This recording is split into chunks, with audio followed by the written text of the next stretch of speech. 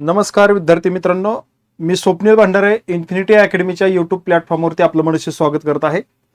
महाराष्ट्र लोकसेवा आयोग अर्थात MPSC हा जो आयोग आहे तो आयोग या ठिकाणी आपल्याला या आठवड्यात कोणत्या गोड बातम्या देईल. मागच्या आठवड्यामध्ये मी मागील सोमवारी त्या देखील सांगितलं होतं की कोणत्या महत्वाच्या आयोगाकडून नोटिफिकेशन येणं गरजेचं आहे, कोणता रिझल्ट येणं गरजेचं आहे, आणि ते 4 गोष्टी सांगितल्या होत्या. त्यापैकी 3 गोष्टी एकदम ओके परफेक्ट ठरलेल्या आहेत. आठवड्यात त्या गोष्टी झालेल्या आहेत. आता या आठवड्यात काय होणार आहे, आयोग कोणते निर्णय देतो, आणि आयोगाने स्पष्ट केलेलं की जाहिरात आल्यापासून 9 महिन्याच्या आतमध्ये 9 महिन्यात रिझल्ट लावायचा. मग त्याबद्दल आयोग असतील, सचिव असतील, काय म्हणणं आहे त्यांचं हे आपण या ठिकाणी बघणार आहोत. ह्या 2-3 गोष्टी आपण पाहणार आहोत या व्हिडिओच्या माध्यमातून. विद्यार्थी मित्रांनो, महाराष्ट्र लोकसेवा आयोग अर्थात MPSCच्या जाहिरातीनंतर 9 महिन्यात निकाल लावणार. बघा, आयोग लावणार. मग तेवढी फास्ट प्रोसेस, तेवढे वेगवान हालचाली या महाराष्ट्र लोकसेवा आयोगामध्ये या ठिकाणी त्या कार्यालयात घडत आहेत. बघा, आजपर्यंत खूप दिरंगाई होती, परंतु जेव्हा हा विषय मुख्यमंत्री साहेबांनी मनावरती घेतला त्यानंतर जे काय धावपळ चालू आहे आयोगामध्ये, फास्ट प्रोसेस चालू आहे, तर ती यासाठीच की जाहिरात आल्यापासून रिझल्ट 9 महिन्यामध्ये लावायचा. तर बघा, या आठवड्यात आयोगाकडून आपल्याला काय गोष्टी अपेक्षित आहेत. आयोगाच्या 3 महिन्याच्या कामकाजाचे न्यूज लेटर आपल्याला या आठवड्यात येणं खूप गरजेचं आहे. महाराष्ट्र गट सेवा संयुक्त पूर्व परीक्षा 2025 चा निकाल या ठिकाणी आयोगाचा अपेक्षित आहे. महाराष्ट्र गट सेवा सुधारित परीक्षा योजना काय आहे, कौशल्य चाचणीबाबत माहिती कळवण्यासाठी त्यांचं ते एक नोटिफिकेशन आपल्याला पाहणं खूप गरजेचं आहे, ते प्रसिद्ध होईल.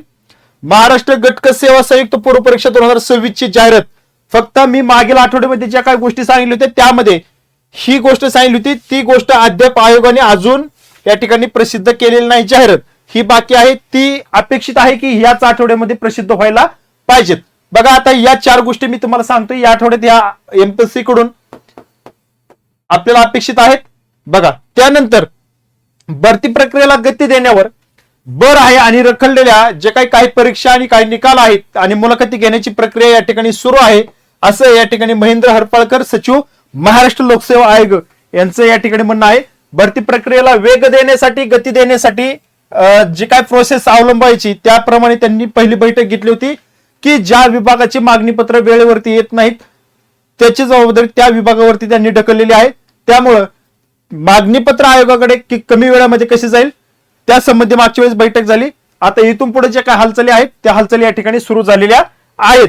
बघा, त्यानंतर 3 वर्ष प्रतीक्षानंतर MPSCच्या जाहिरातीनंतर पूर्व आणि मुख्य परीक्षा 3 ते 4 महिन्यांच्या काळात वेळेत होत असल्यास तरी त्यानंतर होणाऱ्या मुलाखती आणि निकाल प्रक्रियेला विलंब होतो. पण हा विलंब होत असताना या ठिकाणी जाहिरातीनंतर किमान 3 वर्ष उमेदवारांना अंतिम निकाल मिळत नाहीत अशी परिस्थिती या ठिकाणी या अगोदर झाली होती, आणि आयोगाने आता यावरती कुठेतरी विचार केलेला पाहायला मिळतोय. निकाल जाहीर झाल्याशिवाय आयोग सरकारकडे नोकरीसाठी शिफारस करू शकत नाही, आणि म्हणून ही जी काही कमतरता भासते अधिकाऱ्यांची ही वेळेमध्ये होत नाही. जाहिरात आल्यानंतर 2-2, 3-3 वर्ष या ठिकाणी उमेदवारांना जॉईन करण्यासाठी वेळ जातो. मग ही जी काय प्रोसेस वेळखाऊ आहे ती प्रोसेस या ठिकाणी पूर्णपणे कमी करून ती 9 महिन्यावरती कशी येईल याचा प्रयत्न या ठिकाणी आयोग करत आहे. मग विद्यार्थी मित्रांनो, मुख्यमंत्री देवेंद्र फडणवीस साहेबांनी विधिमंडळ अधिवेशनात MPSC बाबत बळकट करण्याचे आश्वासन या ठिकाणी दिलं होतं, आणि त्या पावलावरती आयोग या ठिकाणी पाऊल उचलताना आपल्याला पाहायला मिळतोय. आणि नुकत्याच मंत्रालयाने जे काही सर्व विभागांना बैठकीत MPSC कडे वेळेत मागणी पत्र पाठवण्याच्या सूचना या ठिकाणी मुख्य सचिवांनी दिलेल्या आहेत. त्यामुळे आता आयोगाने भरती प्रक्रियेला गती देण्याचं काम या ठिकाणी केलेलं आहे. मग ही त्या दिशेनं पाऊल या ठिकाणी उचललेले या ठिकाणी पाहायला मिळते. यापुढे जाहीर प्रसिद्ध झाल्यानंतर 9 महिन्याच्या आतमध्ये निकाल प्रसिद्ध करण्याचा आयोगाचा मानस या ठिकाणी दिसतो. यातूनच आपल्याला ह्या गोष्टी पाहायला मिळत आहेत. अशा पद्धतीने विद्यार्थी मित्रांनो, ज्या काही आयोगाच्या महत्वाच्या गोष्टी या ठिकाणी पाहायला मिळतात त्या आपल्या विद्यार्थ्यांच्या दृष्टिकोनातून खूप या ठिकाणी फायद्याच्या आहेत. कन्सल्टन्सी आयोगाची या ठिकाणी आणण्याची प्रोसेस ही जी सातत्य ठेवण्याचं काम आहे, आयोगाची पूर्ण नोटिफिकेशन असते, आयोगाची जाहिरात असेल, आयोगाच्या प्रिय असेल, मेन्स असेल आणि आयोगाचा निकाल असेल, मुलाखती असतील, ह्या वेळेमध्ये कशा होतील त्या दृष्टिकोनातून आयोग प्रयत्नशील होताना दिसतोय, बळकट होताना दिसतोय. कारण मुख्यमंत्री साहेबांनी या गोष्टी मनावरती घेतलेल्या आहेत आणि सध्या तरी ऍक्टिव्ह मोड मध्ये या ठिकाणी आयोग आपल्याला पाहायला मिळतोय. कारण आता तुम्हाला सांगितल्याप्रमाणे ज्या गोष्टी घडतायत ती गोष्ट लवकरात लवकर, फक्त आता महत्वाचं की हे जे काय मी तुम्हाला सांगितल्याप्रमाणे ह्या नोटिफिकेशन आपल्याला हे जे काय आयोगाचे निर्णय आहेत ते आयोगाकडून या आठवड्यात अपेक्षित आहेत. यामध्ये सगळ्यात महत्वाचं महाराष्ट्र गटक सेवा संयुक्त पूर्व परीक्षेची जाहिरात या ठिकाणी आपल्याला पाहायला मिळेल. परंतु ही जाहिरात माझ्या मताशिवाय म्हणजे माझ्या मतानुसार मला असं वाटतं की मला मिळालेल्या माहितीनुसार 7,000 ते प्लस 10,000 जागेची रिक्त पदांची जाहिरात आपल्याला आलेली कदाचित पाहायला मिळू शकते. बघा विद्यार्थी मित्रांनो, आपला अभ्यास आपलं सातत्य हे आपल्याला यशापर्यंत घेऊन जाऊ शकतं. त्यामुळं अभ्यासाची प्रामाणिक राहा. या ठिकाणी थांबतो. भेटूया पुढील आयोगाच्या नोटिफिकेशन मध्ये.